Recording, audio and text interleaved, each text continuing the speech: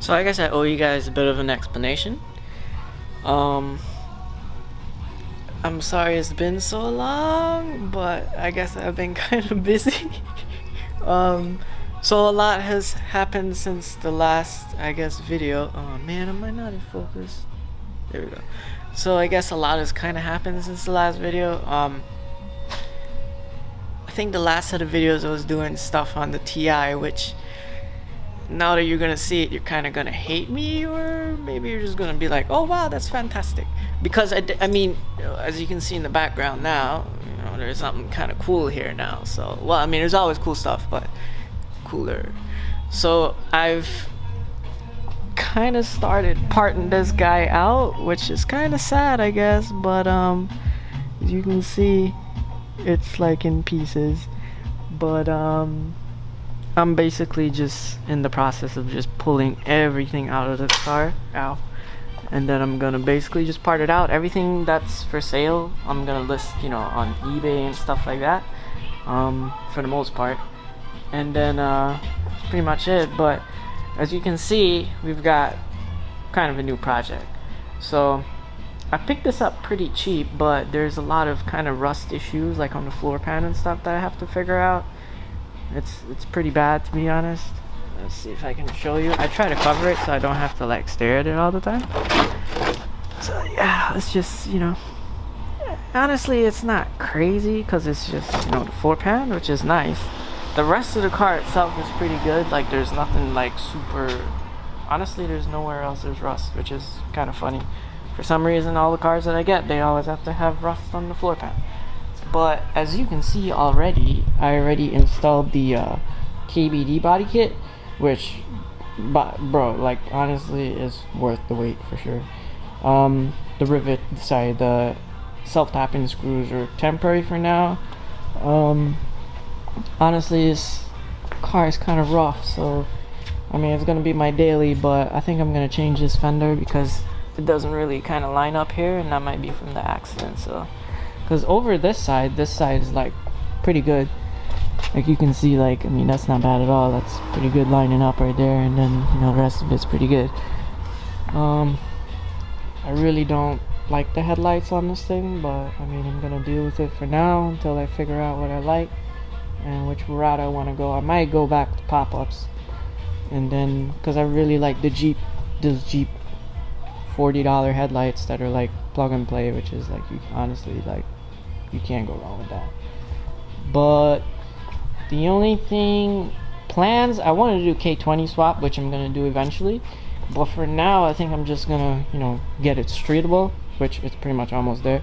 I just got the titling done. I'm probably gonna register it hopefully soon so I can daily it, and then I'll probably just do some basic like turbo system while I'm doing the K20 build, because the K20 build is definitely going to be kind of, it's going to be lengthy because I can't really source everything all together, and I kind of want to take my time on it too. So I don't want to kind of like, fight everything and then end up with issues or whatever.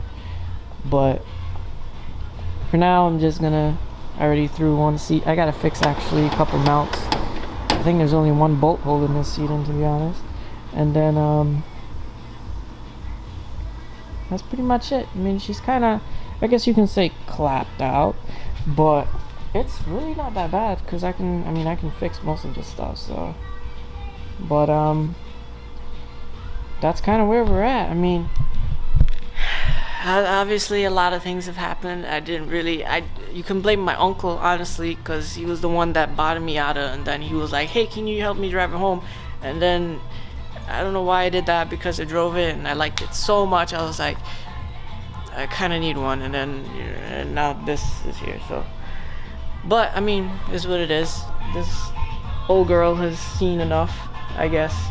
She's kind of tired. I think it's time to retire her and move on to something better. Move on to something new. I kind of could use the change too, I'm not gonna lie. After 8 E36s, 8, yeah, something like that. After like 8 of them, I mean, it's time. And to be honest, I've always been a JDM person, but I've never really found good deals on JDM cars until finally this one popped up, and I was like, bro, like, I gotta have it. So I mean, you see the look at that shifter. See the samurai shifter? It's pretty cool. I actually bought the shifter rebuild kit from Mazda to do this, so you're gonna see some videos on some Miata stuff. But the shifter on Miatas honestly have like one of the best shifters. I'm gonna cut this out because that was very suggestive. But the shifters on these cars are like honestly one of the best shifters I've ever felt. Like I've driven freaking all BMWs, M cars, and like I've driven Porsche 993s, 964s, and I'm talking turbos, 996 turbos. I've driven freaking Ferraris with the gated shifter, 360s, 458s, all those things. The Miata shifters feel freaking amazing. Like that's how they should feel. Well, not this one, but on my uncle we already did his rebuild, and oh my god, it's amazing. But this one feels horrible. It's super loose. Not horrible, but you know, it's kind of, you see that when you do the rebuild, all of that is gone. Like this wiggle, all of that is gone. It like is perfect afterwards. So I think that'll be actually the next video I'll do for this car, or the first video will be that. I should have actually done videos on, you know, doing the bumper kits and stuff like that, the body kit, but I just got really excited, so I was just like, oh, let me put it up. But I mean, the next video I'm gonna do for you guys, I'll do the shifter rebuild because that's pretty straightforward and simple, and you guys will kind of enjoy it too, I think. All right. So I just want to kind of show you guys a couple things we picked up from Treasure Coast Miata. They're about like only like less than an hour from where I live, which is like awesome. But I got this pretty awesome hood with some nice flake inside the paint, and then my uncle got this pretty nice roll bar here.